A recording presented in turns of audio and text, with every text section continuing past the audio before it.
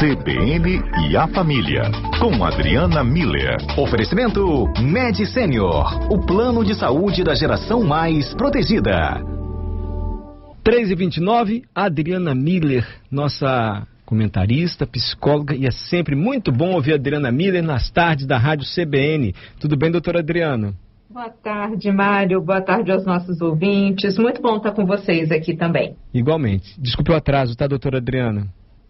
Nada, não tem problema. Então tá bom. Adalberto, que cheio de picardia. Mário, como é que você é? Eu falei, sou meio assim, Adalberto, ameaçado, calmo.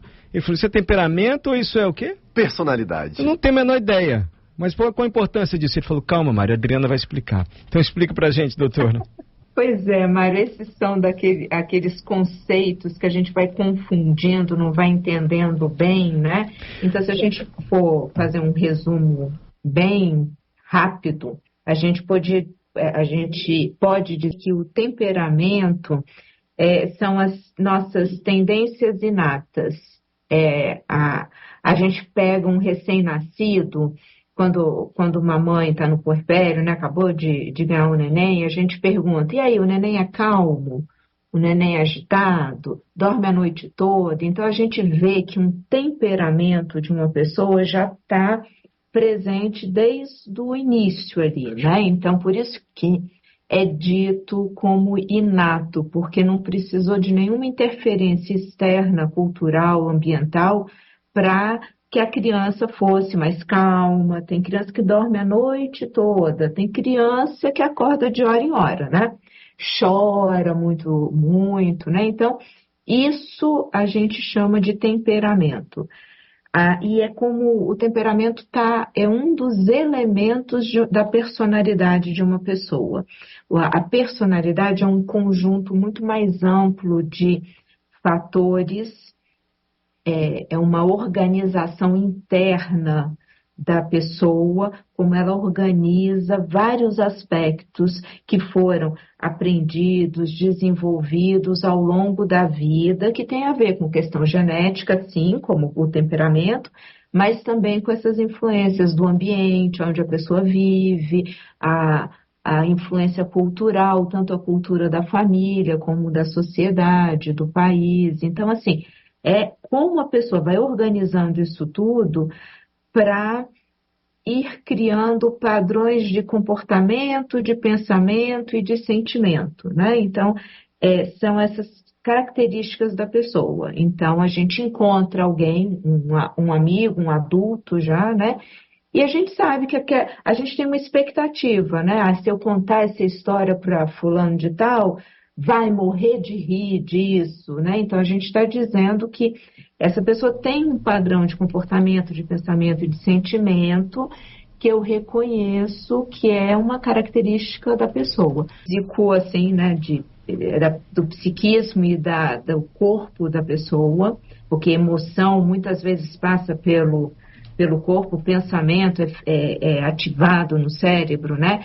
Então, o temperamento é um dos elementos que fazem parte da personalidade.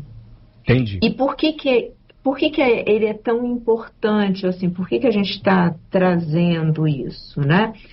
Desculpa, Mário, então, só para terminar a sua pergunta. Então, a personalidade, porque ela é multifatorial e ela é construída, ela vai sendo moldada ao longo da vida. Então, a gente, por exemplo, fala de desenvolvimento de uma personalidade moral.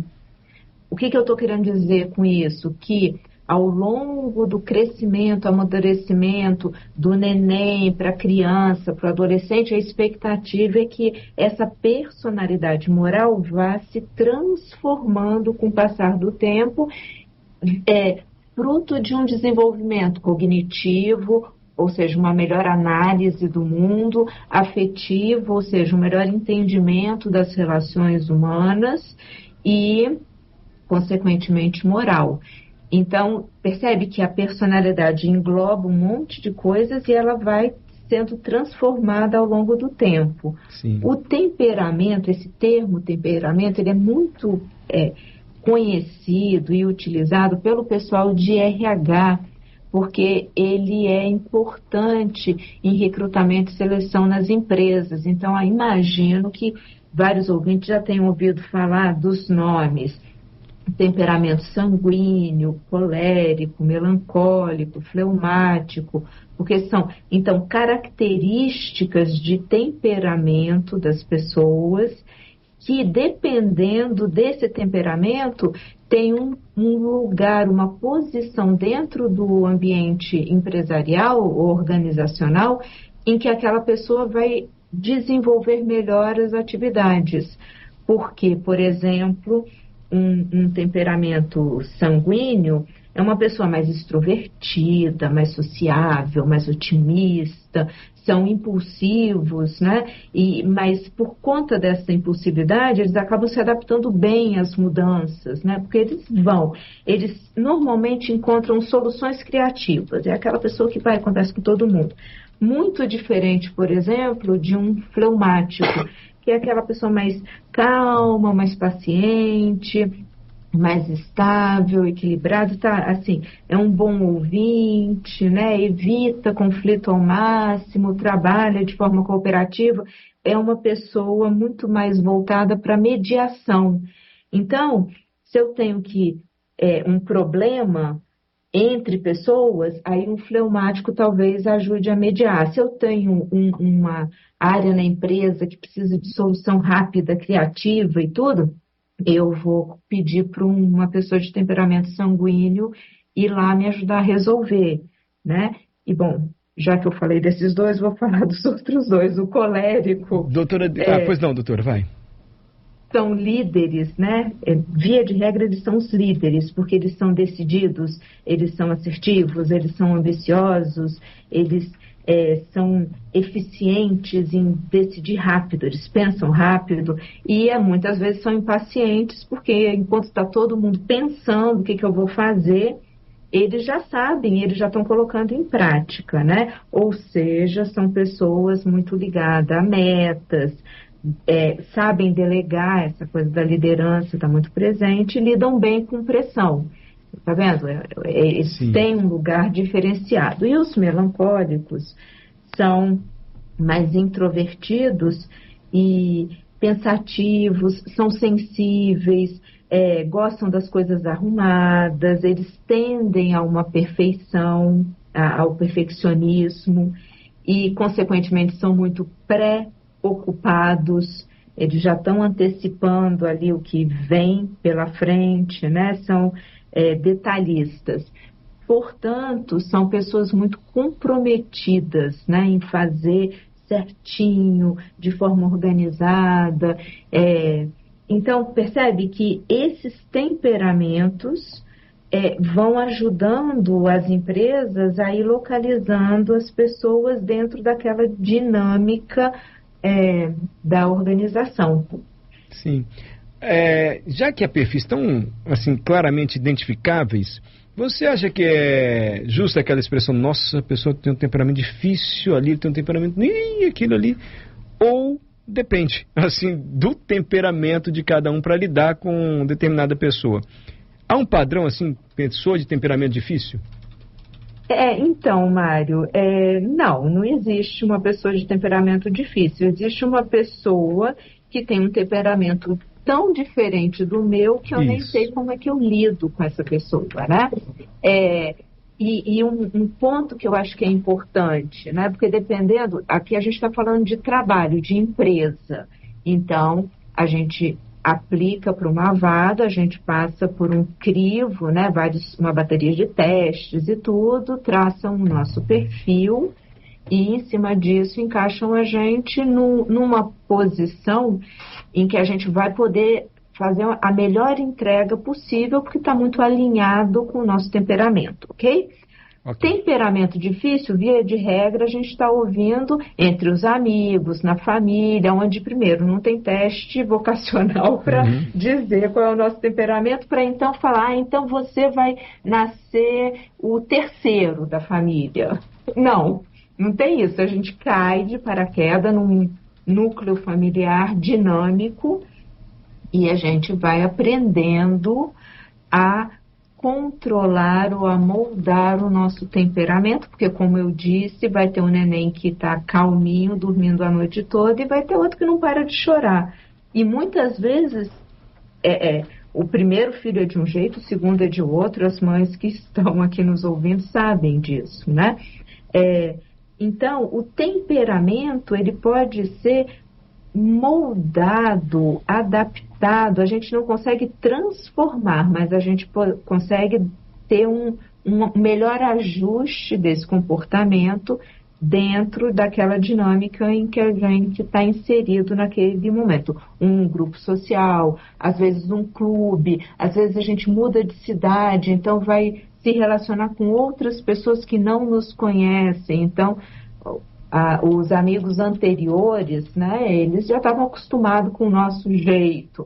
A gente vai para um outro ambiente, talvez não estejam tão acostumados. Então, a gente vai modulando. O temperamento da gente pode ser modulável, pode ser adaptável, a gente pode desenvolver habilidades sociais. E como é que a gente faz isso? Primeiro, tomando consciência de qual é o meu temperamento, né? E aí, o bom desses testes é que eles são muito claros e muito, assim, precisos, né? Então, qual é o meu comportamento, o meu temperamento, entender que para mudar isso, que já é uma tendência minha desde que eu nasci, eu vou precisar de dedicação, de tempo e de esforço, eu vou precisar querer modificar, querer adequar, né? Eu acho que a habilidade social é uma boa palavra para o que eu estou querendo dizer, porque a gente não dá para uma pessoa extrovertida que conversa com todo mundo, de repente ficar introvertido, calmo, pensativo, entende? Essa mudança total não vai acontecer com o temperamento, mas eu posso organizar de uma forma tal, aprender por meio de habilidades sociais a administrar esse meu temperamento, essa minha força, de forma que ela fique mais ajustada e eu receba menos críticas do meu entorno por meio de esforço, dedicação, tempo, disciplina e muitas vezes uma ajuda profissional para poder ir manipulando isso. Ótimo, obrigado, Adriana, mais uma vez, sempre bom ouvir a Adriana Miller às quintas-feiras na Rádio CBN, não é, Adalberto? É sempre ótimo ouvir a doutora Adriana Miller, e esse assunto de hoje gera muitas polêmicas, tá? Só queria dizer isso, tá? Ih, gente. Porque enquanto a doutora Adriana falava aqui, doutora Adriana, sobre essa questão do temperamento, da personalidade, aí você perguntou, mas tem gente que tem uma personalidade um pouco difícil. Temperamento difícil. Aí a Paula olhou assim aqui, doutora Adriana, sabe por quê, Mário? Porque ela tem um temperamento difícil, é difícil de lidar. Não acho que não, mas Então, é porque ela associou a uma outra perspectiva, ao signo. Ai. Pessoas de Tchau, escorpião. Adriano, obrigado. Eu sei que você tem, então. Brincadeira, eu gosto de ouvir essas histórias. Que pessoas de escorpião são de temperamento difícil. E são, Adalberto? Mas por exemplo, eu sou uma exceção à regra, que eu não me considero de ter um temperamento difícil, tá vendo? Tá vendo? Olha só. Fala, Adriano. O signo, eu acho que é uma forma da gente entender a personalidade da pessoa. Tá naquele grupo maior, porque não tem a ver com cultura, ambiente, crenças, valores. Então, as pessoas que acreditam, né, nessa questão da influência dos signos, então, elas vão incluir isso numa explicação da personalidade delas. Tá nesse maior, né? O temperamento, pelo menos do ponto de vista da psicologia, a gente não mistura com esse entendimento dos signos, não. Tem mais a ver com esses 4 aspectos. Depois teve mais pesquisa que incluiu um quinto, mas esses 4 são os que normalmente as pessoas vão ouvir. Sanguíneo, colérico, melancólico e fleumático. Gostei. Então, e é tão fácil perceber. Entender esses 4. Obrigado, agora sim, tá, Adriana? Algo mais, Adalberto? Por hoje só. Obrigado, Adriana. Muito obrigada a vocês, um grande abraço a todos e até semana que vem. Até semana que vem.